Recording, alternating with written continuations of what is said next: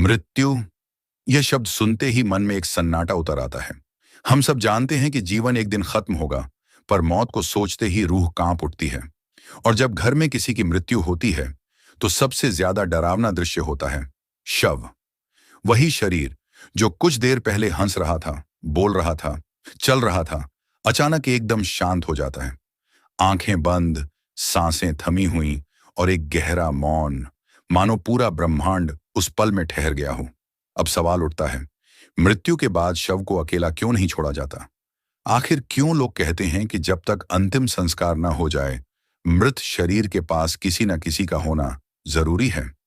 क्या यह सिर्फ एक परंपरा है, या इसके पीछे कोई गहरा रहस्य छुपा है जिसे विज्ञान अब तक समझ नहीं पाया?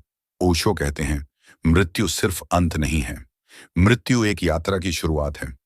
जिस शरीर को हम देखते हैं वह तो केवल वस्त्र है। असली अस्तित्व, आत्मा, अब भी वहां आसपास मंडरा रही होती है। लेकिन आत्मा का यह परिवर्तन तुरंत नहीं होता। मृत्यु के बाद भी आत्मा अपने शरीर के साथ जुड़ी रहती है, क्योंकि इतने वर्षों तक वही शरीर उसका घर था। अचानक से उसे छोड़ना आसान नहीं। इसीलिए मृत्यु के तुरंत बाद शव को अकेला नहीं छोड़ा जाता, क्योंकि वह सिर्फ एक मृत शरीर नहीं है, वह अब भी एक चुंबक है जो आत्मा को खींच रहा है। आत्मा वहीं मंडरा रही है, असमंजस में, भ्रमित, कभी रोती हुई, कभी चुपचाप खड़ी हुई।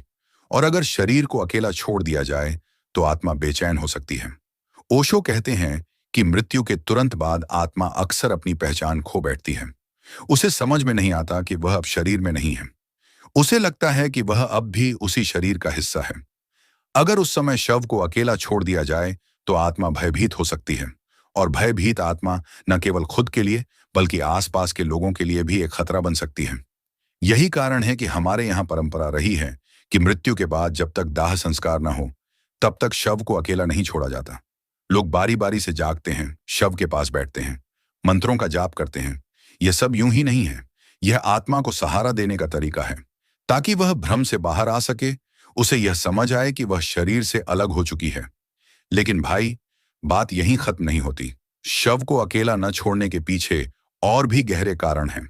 शरीर सिर्फ मांस का पुतला नहीं होता। मृत्यु के बाद भी उसमें कुछ कंपन, कुछ ऊर्जा बची रहती है। और अगर उस समय शरीर अकेला छोड़ दिया जाए तो नकारात्मक शक्तियां उस पर कब्जा कर सकती हैं।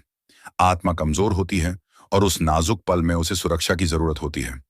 क्या तुमने कभी सोचा है कि रात में शव के पास क्यों दीपक जलाया जाता है? क्यों अगरबत्तियां और मंत्र पढ़े जाते हैं? इसका कारण सिर्फ धार्मिक नहीं है, इसका कारण ऊर्जात्मक है। दीपक का प्रकाश, मंत्रों की ध्वनि और लोगों की उपस्थिति, ये सब मिलकर एक सुरक्षा घेरा बनाते हैं, ताकि आत्मा को कोई नुकसान न पहुंचे और कोई दुष्ट शक्ति वहां प्रवेश न कर सके। ओशो कहते हैं, मृत्यु का क्षण सबसे संवेदनशील होता है। अगर उस क्षण आत्मा को सही दिशा न मिले तो वह भटक सकती है, और एक भटकी हुई आत्मा कभी शांति नहीं पाती। इसलिए शव को अकेला नहीं छोड़ा जाता, क्योंकि वहां सिर्फ शरीर नहीं होता, वहां आत्मा भी मौजूद होती है। और यह आत्मा उस समय मदद चाहती है, मार्गदर्शन चाहती है। यही कारण है कि लोग कहते हैं, शव के पास अकेले मत रहो, क्योंकि उस समय आत्मा तुम्हारे बहुत करीब होती है। और अगर तुम्हारे भीतर डर है, कमजोरी है, तो आत्मा तुम्हारे ऊपर भी असर कर सकती है। ओशो कहते हैं, मृत्यु के तुरंत बाद आत्मा अपने सबसे नाजुक रूप में होती है। उसने अभी अभी शरीर को छोड़ा है, लेकिन उसकी स्मृतियां, उसकी आदतें, उसका लगाव अभी भी उसी देह से जुड़े रहते हैं। सोचो, जिस घर में तुमने सालों साल गुजारे हों, अचानक कोई तुमसे कहे कि अब यह घर तुम्हारा नहीं, क्या तुम एक पल में छोड़ पाओगे? यही स्थिति आत्मा की होती है। आत्मा को लगता है कि वह अब भी शरीर के भीतर है। कई बार तो उसे यह भ्रम भी होता है कि वह जिंदा है। इसलिए मृत्यु के बाद पहले कुछ घंटे अत्यंत रहस्यमय होते हैं। आत्मा शरीर के पास मंडराती है, अपने प्रियजनों को देखती है, उनके रोने की आवाज सुनती है, लेकिन किसी को छू नहीं पाती। यही उसका सबसे बड़ा दर्द है। यही कारण है कि शव को अकेला नहीं छोड़ा जाता। अगर उस समय शरीर अकेला पड़ जाए तो आत्मा का भ्रम और बढ़ सकता है। वह बेचैन हो सकती है, भटक सकती है, और जब आत्मा बेचैन होती है तो उसका असर आसपास के वातावरण पर भी पड़ता है। क्या तुमने कभी गौर किया है कि मृत्यु के बाद घर का वातावरण अचानक भारी और डरावना हो जाता है? रातें लंबी लगने लगती हैं और लोग कहते हैं कि अजीब अजीब आवाजें सुनाई देती हैं।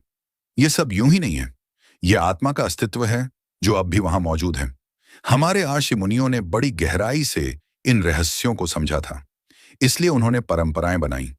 मृत्यु के बाद 12 से 24 घंटे तक शव को अकेला न छोड़ने की परंपरा बनी। लोग बारी बारी से शव के पास बैठते हैं, दीपक जलाते हैं, मंत्रोच्चारण करते हैं। यह सब आत्मा के लिए एक मार्गदर्शन है। यह उसे संकेत देता है कि अब यात्रा शुरू करनी है, अब यह शरीर तुम्हारा नहीं है। ओशो कहते हैं कि मृत्यु के बाद आत्मा और शरीर के बीच एक अदृश्य डोर बनी रहती है। यह डोर तुरंत नहीं टूटती, इसमें समय लगता है। और जब तक यह डोर पूरी तरह नहीं टूटती, आत्मा को शरीर से खिंचाव महसूस होता रहता है।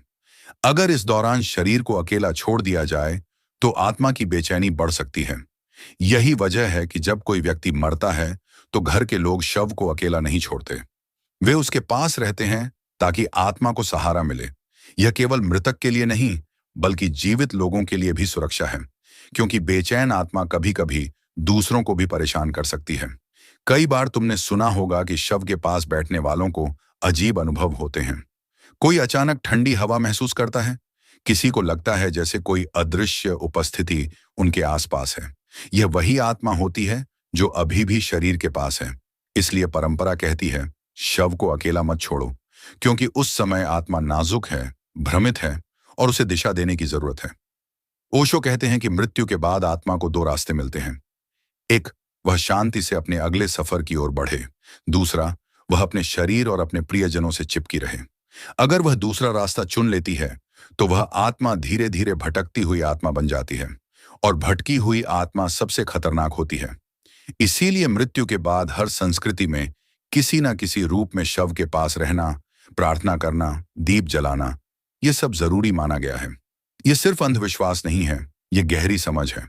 ओशो बताते हैं कि आत्मा जब शरीर से अलग होती है तो वह कंपन के स्तर पर बहुत संवेदनशील होती है। इस समय अगर शव अकेला रह जाए तो आसपास की नकारात्मक शक्तियां उस पर असर डाल सकती हैं, और नकारात्मक ऊर्जा आत्मा को अपने वश में कर सकती है। यही कारण है कि लोग शव को अकेला छोड़ने से डरते हैं। अब सोचो, अगर शव अकेला छोड़ दिया जाए और आत्मा अचानक जागरूक हो जाए कि उसका शरीर खाली पड़ा है, तो आत्मा घबराकर शरीर में लौटने की कोशिश कर सकती है, लेकिन अब शरीर उसे स्वीकार नहीं करेगा। यही संघर्ष आत्मा को असहनीय पीड़ा देता है। इसलिए शव को अकेला नहीं छोड़ा जाता। लोग वहां रहते हैं ताकि आत्मा को यह संदेश मिले कि अब विदा का समय है, अब आगे बढ़ना है। ओशो कहते हैं, मृत्यु का क्षण इतना गहरा है कि उसे समझने के लिए सिर्फ आंखें नहीं, बल्कि चेतना चाहिए। और यही कारण है कि मृत्यु के बाद शव के पास आत्मा कितनी देर रहती है, इस पर हमेशा रहस्य रहा है। पुरानी मान्यताओं के अनुसार आत्मा मृत्यु के बाद कम से कम 2 से 3 घंटे तक शरीर से जुड़ी रहती है। यही वजह है कि शरीर को तुरंत नहीं जलाया जाता। आत्मा को समय दिया जाता है कि वह धीरे धीरे अपने बंधन से मुक्त हो। लेकिन ओशो आगे कहते हैं कि कई आत्माएं सिर्फ कुछ घंटों में आगे बढ़ जाती हैं, जबकि कुछ आत्माएं दिनों तक अपने शरीर के आसपास मंडराती रहती हैं। यह निर्भर करता है आत्मा की चेतना पर, उसके जीवन पर, उसकी इच्छाओं पर। जिनकी इच्छाएं अधूरी रह गई हों, जिनका मन अभी भी सांसारिक चीजों में उलझा हो, वे आत्माएं अपने शरीर को छोड़ने में ज्यादा समय लगाती हैं। और यही कारण है कि शव को अकेला नहीं छोड़ा जाता, क्योंकि जब तक आत्मा पूरी तरह अलग न हो जाए, शरीर और आत्मा के बीच एक नाजुक संबंध बना रहता है। अब सवाल है, रात का समय सबसे संवेदनशील क्यों माना जाता है? ओशो कहते हैं, रात का अंधकार आत्मा के लिए दर्पण जैसा है। दिन में लोग व्यस्त होते हैं, शोर होता है, रोशनी होती है, आत्मा उतनी सक्रिय नहीं हो पाती। लेकिन रात में जब सब शांत होता है, सब सो जाते हैं, तो आत्मा की उपस्थिति गहरी हो जाती है। इसीलिए शव को खासकर रात में अकेला नहीं छोड़ा जाता। लोग बारी बारी से शव के पास जागते हैं, दीपक जलाते हैं।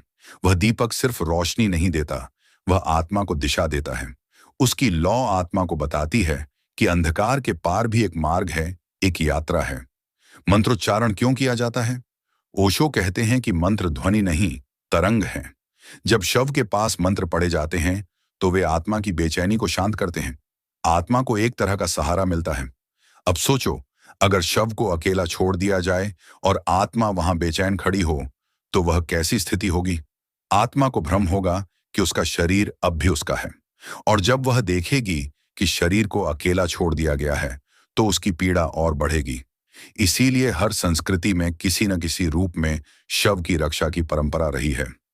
हिंदू धर्म में चौकी रखना, दीपक जलाना, ईसाई धर्म में प्रार्थना करना, मुस्लिम समाज में कुरान का पाठ करना, ये सब आत्मा को सहारा देने के तरीके हैं। ओशो कहते हैं, मृत्यु सिर्फ एक परिवर्तन है, जैसे कपड़े बदलना। लेकिन आत्मा को यह समझाने के लिए प्रेम चाहिए, सहारा चाहिए। शव को अकेला न छोड़ने की परंपरा इसी प्रेम से जन्मी है।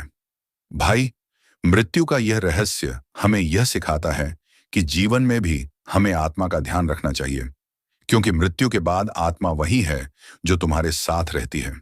शरीर को तो छोड़ना ही है, इसलिए जब किसी की मृत्यु हो तो शव को अकेला मत छोड़ो, उसके पास बैठो, उसकी आत्मा को सहारा दो, ताकि वह शांति से अपने अगले सफर पर जा सके। और सबसे बड़ी बात, मृत्यु हमें याद दिलाती है कि हम भी एक दिन सिर्फ शव बन जाएंगे। सवाल यह है कि जब हमारी आत्मा शरीर को छोड़ेगी, तब क्या हमें कोई सहारा देगा? अगर तुम्हें ओशो की यह दृष्टि गहराई से छू गई हो, तो इस वीडियो को लाइक करो, अपने दोस्तों और परिवार के साथ शेयर करो, और चैनल को सब्सक्राइब करना मत भूलना। और अब मैं तुमसे एक सवाल पूछता हूं, क्या तुम मानते हो कि आत्मा मृत्यु के बाद भी शव के आसपास रहती है, या यह सिर्फ हमारी कल्पना है? अपना जवाब कमेंट में जरूर लिखो।